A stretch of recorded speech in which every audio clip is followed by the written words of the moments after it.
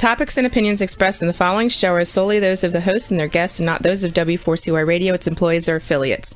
We make no recommendations or endorsements for radio show programs, services, or products mentioned on air or on our web. No liability, explicit or implied, shall be extended to W4CY Radio or its employees or affiliates. Any questions or comments should be directed to those show hosts. Thank you for choosing W4CY Radio. Welcome to Entrepreneurs Ascending. This isn't just a podcast. This is a call to action for all entrepreneurs who are tired of seeing their businesses and communities suffer while big business continues to grow by the billions. We challenge you to apply the content of our time together to create businesses that your clients can't resist, your employees love to work for, and your communities can depend on. Now is the time for Entrepreneurs Ascending. All right, here we are. And this is our first episode. So this is exciting. And we're excited to have our guest, Dr. Matthew Flory, here with us today for our very first episode. Hey, Dr. Flory, thanks for being with us today. Good morning, Matt. I'm happy to be here with you. This is fun. Yeah, absolutely. Absolutely. Well, before we get into all the details of why Dr. Flory is here, I just want to kind of let everybody know kind of the flow for the show today. Today, we're going to cast a little bit of vision. A little bit of vision for the show, why we're here, where we plan on going, and what do I even mean by, okay, this is a call to action.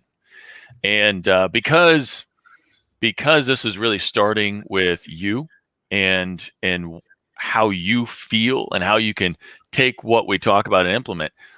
Well, it all starts with motivation. And there are a lot of factors that go into motivation, but there's a lot of factors that we don't always think about.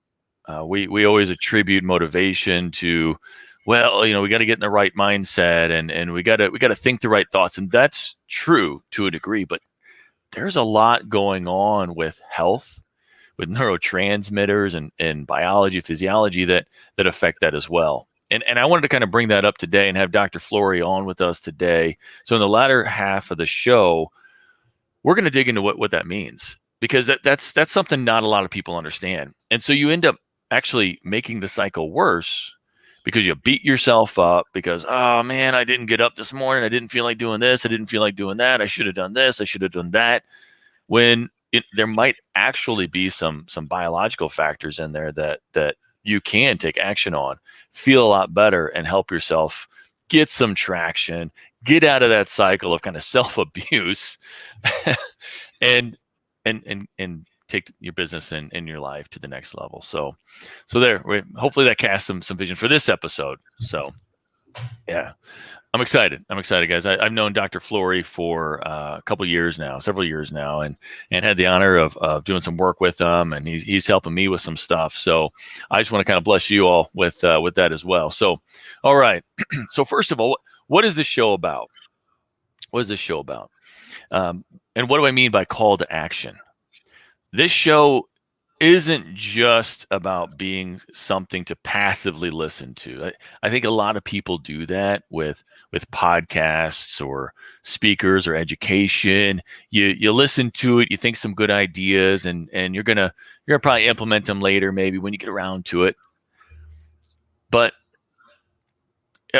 actually, there's that motivational speaker high too, right? So like you listen to something, get really excited about it, you think you're gonna do it, and then like a day later, it's gone. All that motivation's gone, and you think like, oh man, I don't know what happened, but it just life got busy, right? So what I mean by this call to action is that our small businesses in this country have suffered because of COVID, because of regulation, and big businesses have grown in the billions. I'm not saying big business is bad necessarily. There's been great things that have come out of Walmart, Amazon in terms of logistics and robotics and research and development. That stuff is awesome. However, we're losing that balance, and I think that communities are losing ground to those big business, because small businesses, they pour into their communities.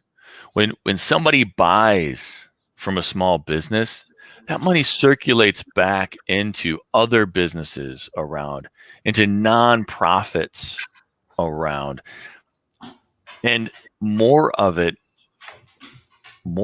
just gets back to everybody there. It goes to the parks, local parks, it goes to the streets. So small local businesses are absolutely necessary for strong communities to have the money that they need to be able to thrive and grow. So when a lot of our money goes to companies in other states or just other countries, we lose that locally, right? So I'm calling on all you entrepreneurs and business owners to think bigger about your business, to think about the impact, the contribution that you have to those around you, to your clients' lives, to your employees' lives, to your vendors' lives, and the nonprofits that you work with, and the other small businesses in your towns and your cities that you contribute back to as well, because you do business with them. So when we talk about motivation, right, sometimes it can be really, really hard to get up in the mornings, and we have to really get connected with something deeper, right? So Dr. Flory, when you get up in the morning, is your main focus, well, I just got to make more money? Is that what gets you out of bed in the morning? Is it I got to make more money, or is there something else? I think that you can't deny, there's that component present, but it certainly isn't, an underlying motivating factor. In hearing some of your dialogue there in the intro, personally, I come definitely from one of these industries where the industry itself is in a battle, right, with a larger industry entity, right? And so that really kind of hits home. And I've seen in myself personally the power that comes with empowerment, right? And the motivation just that naturally that flows through myself and clients.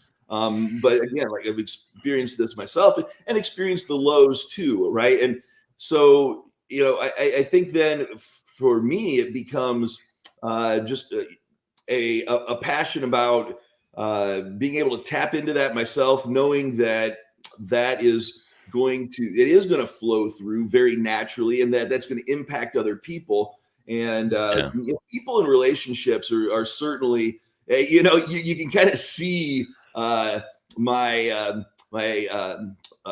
happiness, right, with my days and how things flow based on the people you connect with, right? Like those are the better days, and when maybe there aren't such great connections there, those are days that seem kind of hard to trudge through. So I think that's more where that seat of motivation really exists, at least for me. Yeah. Impact, that impact that you're having on people's lives. I know that. That's why I started what I do in the first place. So, to give you guys a little bit of background, the audience, guys and gals, and however you identify. I'm sorry, I say guys generally. Hopefully, I don't offend anybody, but we embrace and love everyone. So, just to be clear. So, the reason that I do what I do, actually, it started with learning about microfinancing. And microfinancing is where you give small loans, especially in struggling communities, very common in like third world countries, where people have to walk 10 miles to get clean water. And when you do microfinancing, you give somebody a small loan to start a small business. And you empower them and you equip them and teach them how to use that. And they're able to grow a small business. It starts building this community. And they're able to employ other people and bring in other people from other towns and do business with other towns. And it starts to bring in more of that wealth, whatever level that might be in that community, but it brings in more wealth into that area. And other people are able to start other businesses and build around it. It's very, very common for when you see like a struggling area, a struggling city, village, to see it really grow when you see those kinds of efforts being made. But it's not dissimilar in good communities when you have those businesses that they're growing, thriving, and building relationships. So for me, I've been consulting for over 16 years now, and just learning and growing, and I've been in the coaching realm for about 5 years now, and it's just incredible having that impact. It was always about how do I help business owners create the kind of businesses that give them great lives, but also their families and their employees. And it gives back to the communities that they work in, and it helps other businesses around them that they're able to refer to and work with, and the good kinds of companies that really take care of folks. Because I mean, how many in this audience they've probably been a victim to a great business that they thought it was great, or at least they had a job, okay? And then all of a sudden they show up on a Friday and it's supposed to be payday. The lights are off, the furniture's gone, nobody's there, and you realize with this sickening gut feeling that you're never going to see the paycheck that you just worked the past 2 weeks for. And that happens way too often. And we saw a decrease in 2020 of about almost 30% of small business. Almost 30% of small businesses like went under, from restaurants to hospitality, and there were some groups that were thriving, but there was a lot that suffered, and I think we're going to see that a lot more. But I think we're going to see that resurgence of small business, of people who want to take control of their lives. Unfortunately, if they don't have the personal growth mentality, if they don't say, how can I not only do better than the crappy place I worked before, pardon my French, but because I hear that all the time, well, why'd you start your business? Well, because I worked for a real jerk, and I wanted to be better than him. Okay, great. So you set the bar really, really low. You worked for a jerk. That bar is really, really low. But what could you do if you operated at your highest level? If you built the sales and marketing systems that attracted and retained awesome clients, the grade A clients, the people that you love to work with, right? And they paid you what you were worth, right? They paid you well. And you had a great team of employees that served them, that they were on mission with you, that they just loved doing it. And you know what? They love their job so much that you're able to delegate things to them. And you improved your delegation skills, that you're able to delegate. And you put the right tools in place to be able to automate those other things that maybe you shouldn't be doing and you should be letting other people do, right? And you're able to control your finances and your profitability, and it allows you to be able to expand into other markets and expand your impact on people's lives. So what would you be capable of if you operate at your highest level? Now, this is that call to action part is quit settling for the mediocre. I see so much begging marketing, and that's where it's like, hey, we're a family-owned business. Here's my kid. Please do business with him. He needs to eat.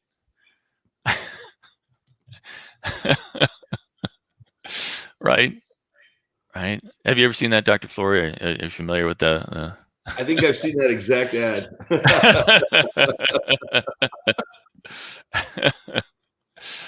Right? You should be building the kind of business that speaks directly to what's going on in the heads and the hearts of your target market, and you build your services and your offerings and your products around that, and you fulfill based on that. So you're going to see a lot of that kind of content about all those things that we talked about with this podcast. Every aspect of business, but also every aspect of life, because guess what? We do business. Well, Dr. Flory, did you start life to do more business? Did I start life to do more business? Yeah. I don't think so, because that doesn't sound right.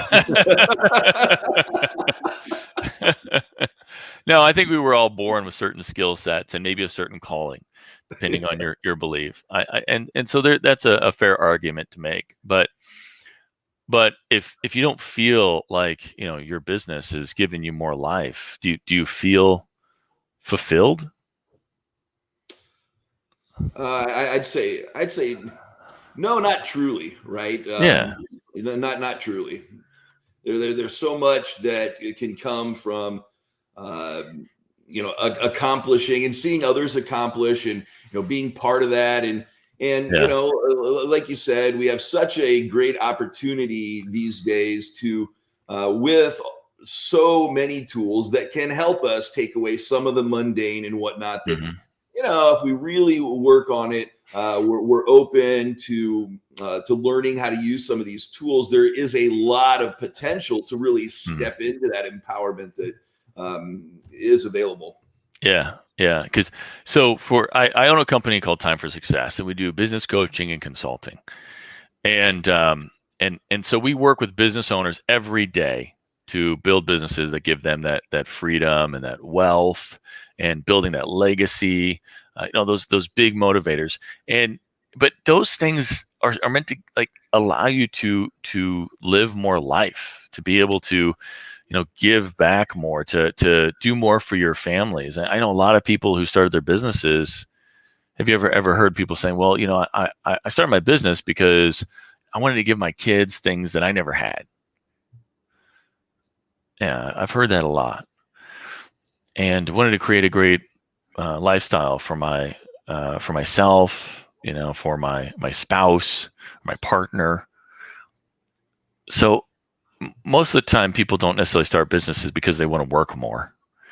Because let's face it, for a lot of people, you're probably stuck in a job where you're working way too many hours and probably getting paid less than your lowest paid worker.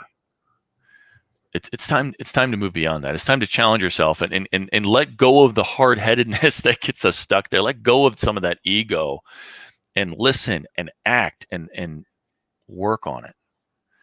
Because there's too much good that you can do if you just believed in it and challenged yourself and quit thinking that you're in it alone. You're part of this movement that's happening, and that we're trying to just accelerate and supercharge, of entrepreneurs who they want more passion in life. They want more control of their life. They want to live life on their terms, and they want to live a great life. And you can do that. You just need to learn how to do awesome sales and marketing, and be able to automate that, and just have those systems in place, have the right people selling for you, the right people marketing for you, those revenue systems. You need to learn how to recruit and retain awesome people that are on mission with you.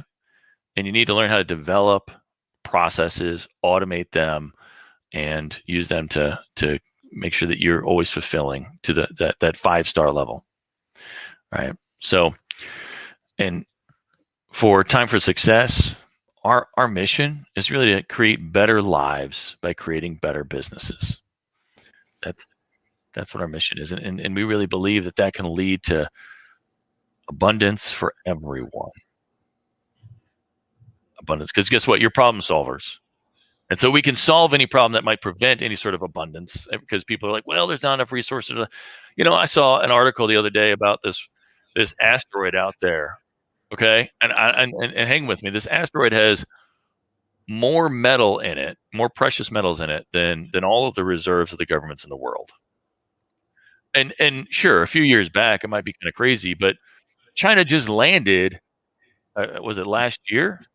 They landed a probe on an asteroid. Think if we could mine that.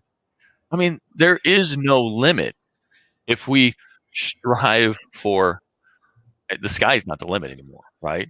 We shoot for the stars, and that's infinite if we all work together and think bigger than our day to day. Think bigger than what's challenging you today. Get the resources that you need to help you to motivate you. And, we're going to use this as a segue because guess what? Again, going back to what we were saying before, there's the business strategies that we're going to talk about because we don't just help out with mindset stuff. We do some of that stuff, but we help with the real strategies for growth in business. How do you build a sales and marketing plan? How you build a people development plan, employee development plan, leadership skills, how to be a better leader. We help with those kind of things. How you automate your business. Sure, all those things. But you can't have business performance without human performance. It's just not going to work. And a lot of the times as leaders, I see people saying, well, this person's not motivated. They're not doing enough. Well, guess what? I'm going to call you because I'm a coach, and I'm going to call you to be a coach. I'm not a very good leader if I don't challenge other people to be better leaders. I'm not a very good coach if I don't teach you how to coach other people, because it might be a challenge for you. It might be a challenge for your employees getting up in the morning and they're beating themselves up and, oh man, I really wanted to get up, but I just couldn't sleep well last night. And so, oh man, it was hard for me to get up and get going. And I hit the snooze button a few times. Well, we need to figure out what those factors are. We need to help more people be more successful because you don't learn this in schools. Maybe one day we'll get to that point. There's some vision for impacting some schools and whatnot as well, and the education system. But unfortunately, most people learn their life skills after school. So we're going to challenge you to listen to this and apply it for yourself and apply it for your team. Be a coach. Take what we have. Think about the people in your life, the people on your team who need it as well. And let's apply it there. So we're going to go ahead and run a quick, do a quick commercial break, and then we're going to come back and we're going to dig in with Dr. Flory. What are some of the health issues that can affect motivation? Because we can have all the mindset and do all the mindset stuff we want, but we're not going to get to our peak level. We're not going to get to our optimum level if there's some health stuff that's just getting in the way. So, all right, let's do it. Commercial break. Let's do it. Have you been suffering from chronic pain, disease, or sleep disorders? Did you know that 75 to 90% of disease is caused by inflammation in the body? The sad truth is, most doctors just treat symptoms rather than finding and fixing root causes of inflammation. If you want to fix your health problems, then finding and fixing the cause of the inflammation is a must. It's time to demand this for your health care and start living life to its fullest again. Book a discovery appointment with the Functional Health Team founder, Dr. Flory, to get your answers ASAP at www.functionalhealthteam.com. All right, and we are back. Okay, so Dr. Flory is a sponsor of the show, and I specifically requested that. I said, hey, man, we're working with entrepreneurs, and people are dealing with this every day. I really think that you need to be a sponsor. We need to get your message out there more. We need to get people informed about this basic.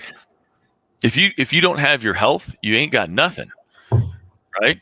I mean, so many people live so many people live shorter lives, unfulfilled lives because the heart disease. Heart disease is one of the right. Isn't heart disease one of those big things that take people out? Yeah, right. And it's caused by the inflammation that you're talking about. So let's dig into it, man. I'm going to stop talking because you're the expert on this. You're the expert. And so is it true that 75 to 90% of disease is caused by inflammation? It's very true. And that's not a me statistical. I mean, you'll hear me say that all the time, and I will say that till I'm blue in the face, till people really understand what that means.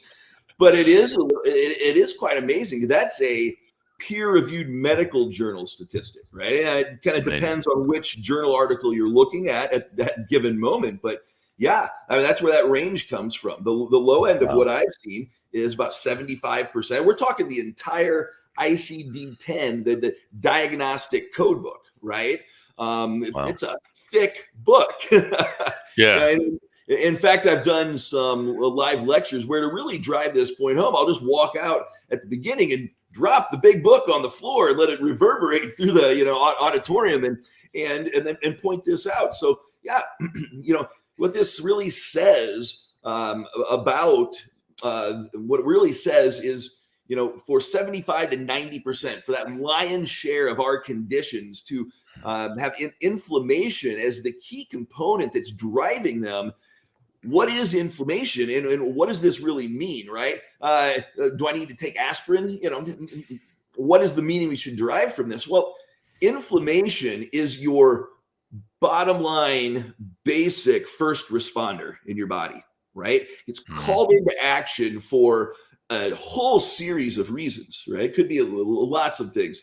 But it's always a threat. The body's perceiving a threat, throwing us into that fight or flight, right? Mode. And that's, while that is a necessary and a useful genetically coded reaction, okay, and response, that's not something to live in, right? Not something to live in at all. And, this is the perfect forum to really dive into some of this stuff because, again, this is real and perceived threats, okay? And, so if we're thinking about what are the ongoing thought processes, what do we hear the statistic is, 90%, some high percent of our thoughts daily are just repeated over and over. And, for a business owner, these can be very stressful if we're maybe not fully aware of what it is that we're letting play out in our minds and in our lives and what that impact is on us. Yeah. Well, excuse me. How we feel can really exacerbate some of those cyclical thoughts that we have, those revolving thoughts. Because, like I was saying earlier, you wake up in the morning, you hit the snooze button, and then you start beating yourself up immediately. I mean, I've been there. I know whenever I'm not feeling well, or if I've worked too hard at night and couldn't quite get up in the morning. I know there's some folks up there that just jump out of bed every day, and we applaud you. But if you're not one of those people, it's okay. There's a ton of motivational speakers and business coaches and all that are like, well, hey, you know what? You just need to jump out of bed and go. You need to do more. You need to work harder. But it's not as simple as that, is it, Dr. Flory? Well, no. I mean, if there's real reasons why, energy levels are low and, we're not feeling good and we just don't have that, gas in the tank, which, we'll talk about different reasons why that can happen. But, you and I know that those stories we start telling ourselves at that point are going to have a major impact on us moving forward. Right. And those stories are not necessarily true. And so I think one of the biggest travesties, and I've lived this myself, right? I'm not immune to this, is to when, you've been repeating and kind of realizing a story, but not really framing it in the right perspective to learn from it, to, as some of our teachers like to say, gather more information about it, really learn what it means, and then be able to process that information. So we're ultimately responding intelligently the way we want to, rather than reacting emotionally, right? To something that is likely not even real. Wow. Well, let's in that way, it's just to kind of round that out. In that way, that's how something physiological can turn into a mental and emotional, right? And now we have a deeper, more a deeper problem, something that's a little bit more involved to fix, right? Yeah, absolutely. So tell me, let's go ahead and dig in. So what are some of the factors, like the biological, neurological factors that play into motivation and focus? Sure. I think when we start to talk about this, we can get real deep in the weeds real quick. But to kind of start to break it down into chunks, we've got when we think of our mental acuity, our performance, things like that, I think it's pretty easy to start to talk about neurotransmitters, and we can do that to a certain degree. But we really have to also consider then hormone function, right?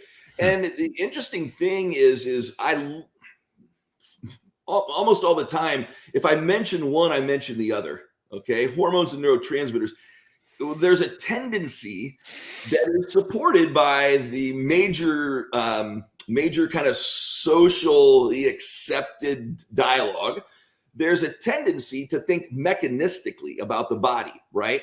Neurotransmitters are a different thing than hormones, right? Our liver operates independently of our GI tract, right? And this really, honestly, just isn't true.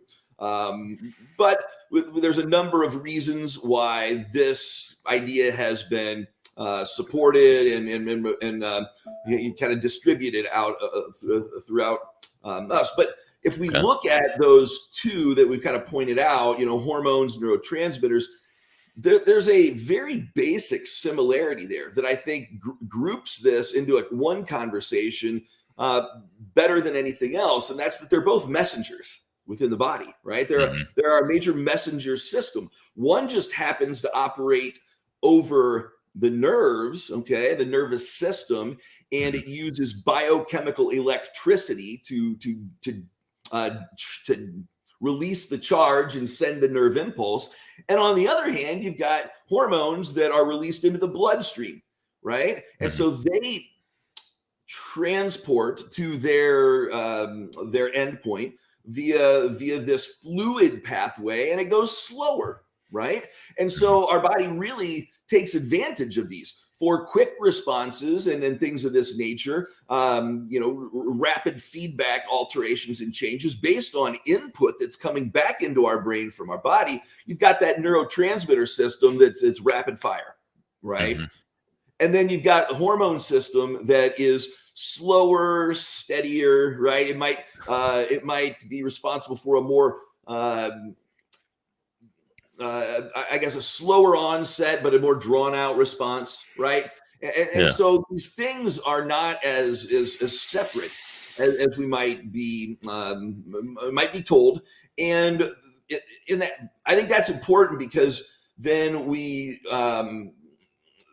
don't tend to think of them as fixing a problem with them, or as looking at treatment or looking at strategizing around these things as so different, right? When we think that, hey, they're really trying to do the same thing in the body. So let's start from this point of commonality and move on from there, right?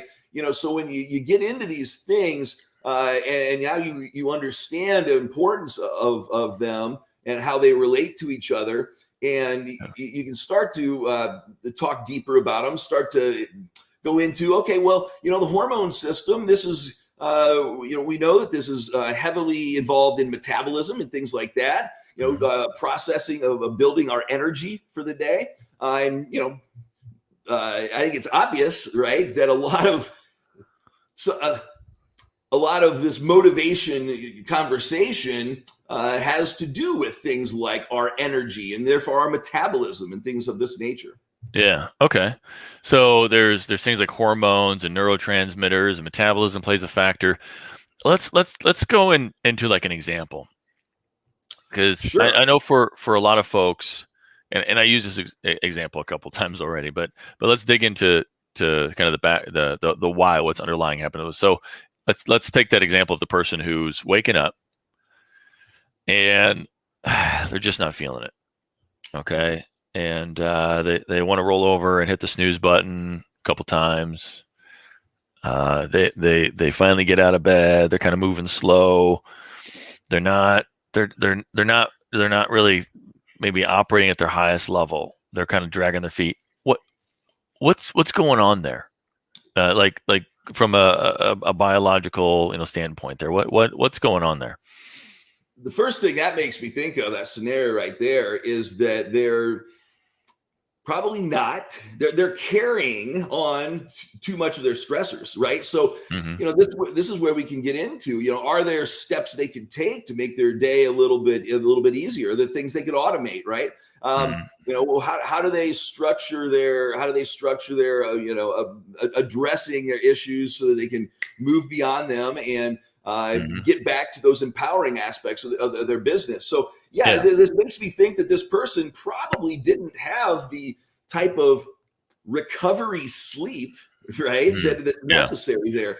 And that's a circadian rhythm issue. This is definitely a hormone associated problem that lies in those adrenal glands, right? There's three major classes of hormone that's produced by your adrenal glands. One of them is responsible for recovery from stress. And it's actually fairly familiar to a lot of us. If you ever watched, followed a Major League Baseball team or hockey team or definitely football, why are they using, and I'll ask you, why are they using those cortisol injections? What are they doing with those cortisone injections? Are they using those for a faster recovery time or? Yeah. And very directly and succinctly, there's a pain reliever and anti-inflammatory, which then gets you what you were talking about, quicker recovery time, turn around and play, get back in the game. So that's one of the classes of hormones, in the sports injury, sports medicine realm. They didn't really come up with anything new. Using cortisone shots is mimicking something the body does, which is use the cortisol produced by the adrenal glands to recover at night, right? You literally, in normal circadian physiology, you wake up in the morning with a ample amount of cortisol, right? So that it can help you deal with your stresses through the day, and it's going to go down and down and down, and then at night it'll build back up again for the next day. Would be a normal cycle. Well, this isn't what happens when here's the thing, right? You got to think these adrenal glands are going through a cyclic production of this hormone to aid in recovery. When what happens when, there's a demand for more and more paper, you're working the people at the paper factory, 3 shifts, to the gills, and all of a sudden you run out of trees, right? The basic supply that you need. You can't produce more paper, right? Well, this is what happens when we run our stress systems 24/7, right? 365. And it eventually we get to that adrenal fatigue, which doesn't mean the gland's tired. It means that you literally just can't produce, and it's not going to be working properly like that. Interestingly enough, I said that this gland has 3 classes of hormone here. And so one is this stress recovery hormone associated with the circadian rhythm. Another is our sex hormones, right? So for women, estrogen balance, and do they have a highly symptomatic cycle, right? For guys, we're literally talking low T, okay? So these are super common issues that affect our performance out there. And so that's another major class of hormone. The third helps to regulate blood pressure. Okay. So what we get in this scenario that you played out there is we have some sort of underlying reason, a cause, right? That is creating a stress response consistently in our body. Maybe this is, maybe it's emotional stress, our business relationships, things in our business, but maybe it's a stress that has to do with a microbiome dysfunction, right? I mean, something that's in my wheelhouse and whatnot. But what's interesting about these is when we have this high demand for paper, right? And we got that system that, operating to the max, it starts stealing resources from the other hormones, right? The one that regulates blood pressure, the testosterone, the estrogen balance, right? We start stealing from those categories so that we can recover better and more because we're demanding so much from that cortisol branch of things. And that's not a good thing. Why? Well, because then your testosterone plummets, right? Because you're stealing those raw materials that now we can't produce that. So, this is really one way that this manifests. And, if you've got high cholesterol, this situation is going on with you. And I'm not going to get that deep into the physiology, but, in one-on-one conversations with clients, I can easily outline how this just stress itself right? In this scenario that we just talked about, maybe, involving some sleep, sleep issues, energy issues, things like that, literally plays into high cholesterol. It literally plays into insulin resistance and eventually diabetes, because this same cortisol, when it's elevated, blocks the effectiveness of insulin, right? So we got to understand that this mechanistic view is out the window, okay? And this systematic view, right? This functional systems approach of where are the causes that are associated with the inflammation, with the and the stress, right, that is involved in this inflammation, fight or flight whole thing going on. Yeah.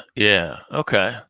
So kind of break down what you're saying. You're saying that in this situation where somebody's waking up not feeling it, it might be that there's for some reason it's carrying on maybe too much stress. Their body's not being able to recover from the stress from the day before, and there's certain hormonal factors. Now, are there certain other factors that affect like certain neurotransmitters that maybe their body's not producing enough of, and like melatonin is for sleep, correct?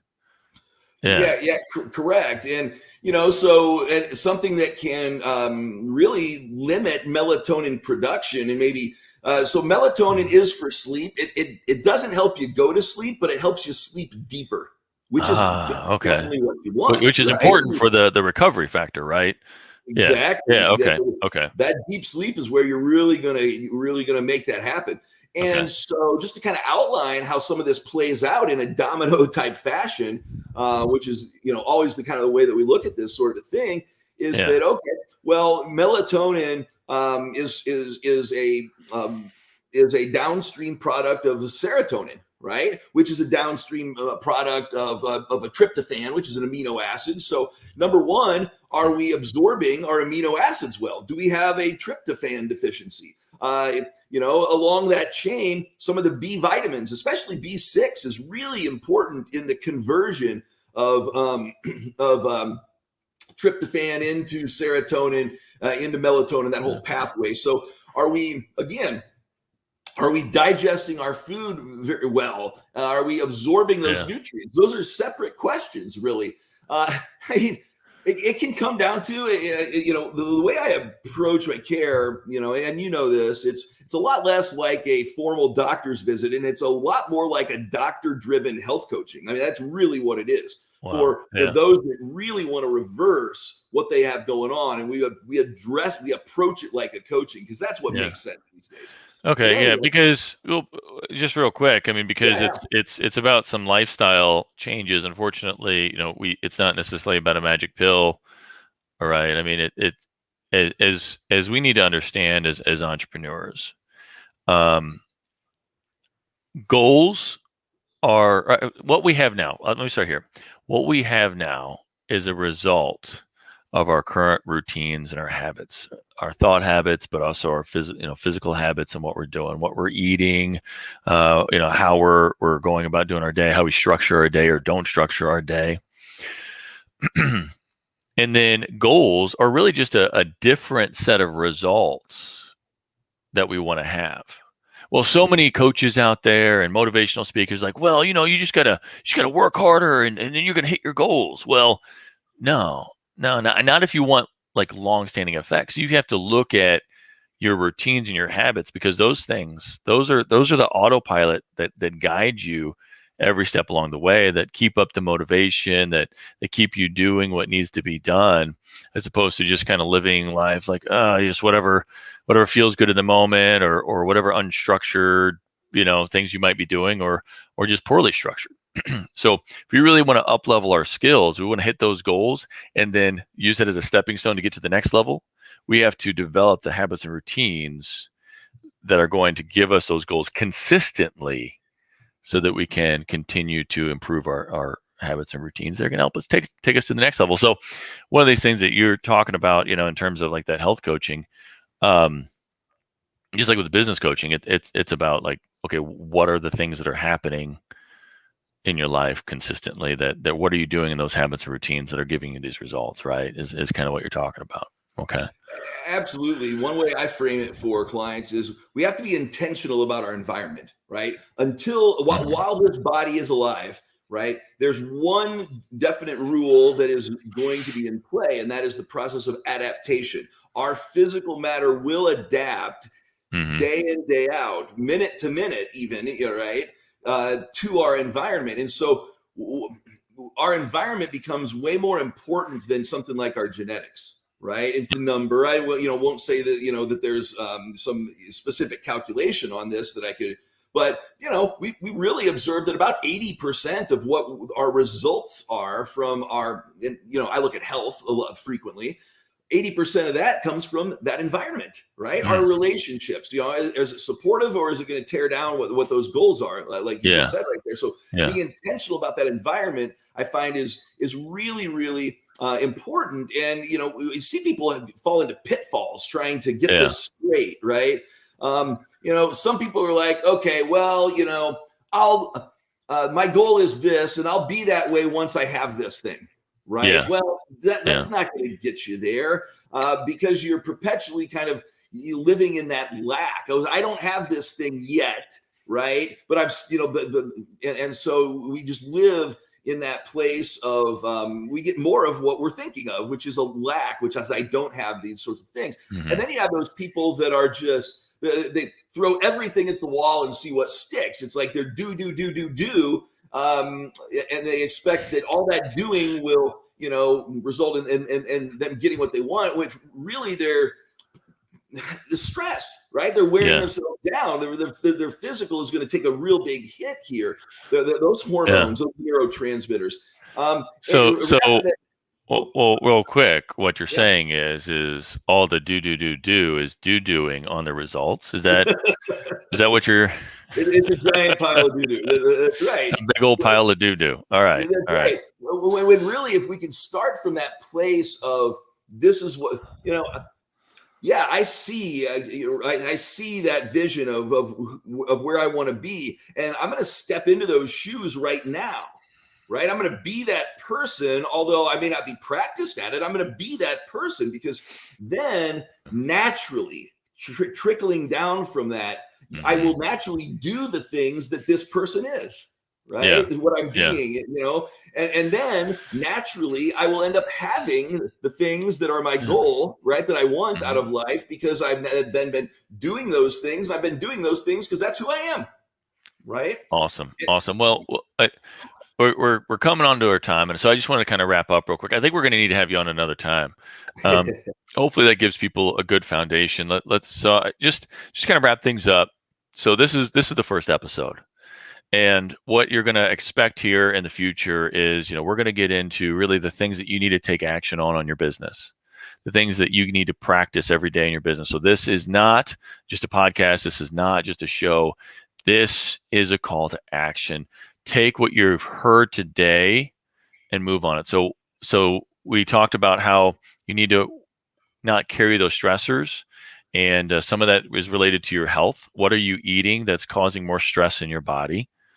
What are you doing in terms of your sleep patterns that are not allowing you to get enough sleep? And we'll have to get into some more of that stuff. I think actually Dr. Flory even has, what's your website for the sleep ebook? I think you've got like a sleep ebook. Yeah. Supersleeptonight.com. Okay, .com. Perfect. So that'll kind of give you some of those ideas, but look at those habits and those routines, especially related around your health, because without your health, you've got nothing, and you can't wake up in the morning feeling ready to go. All right. So would love having you here today, and it's time to go ahead and I think close out the show. Again, take some action, practice this. We'll have Dr. Flory on in the future. There's some things I think that he probably would want to talk about in terms of your gut health and how actually your gut health and what you consume can cause too many of the good bacteria or too many of the bad bacteria, but too many of each or too little of each can actually cause inflammation, cause a lot of problems. So I think we're going to talk about that in the future as well. Not necessarily next week, but we're going to have you on here again soon. and I would love to hear that. So thank you, everybody, today. We appreciate having you on the show. And remember, take this out. Go do it. Without doing it, you just got a bunch of doo-doo, right? So wait. All right. Thank you very much.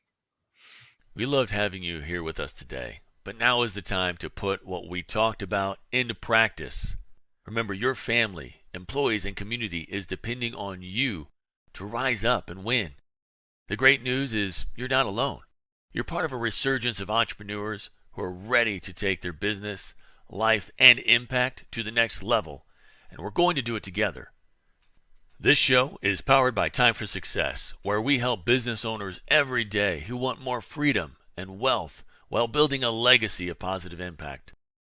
Please follow Time for Success on Facebook, LinkedIn, and YouTube for more helpful strategies and tools for creating the business, life, and impact of your dreams.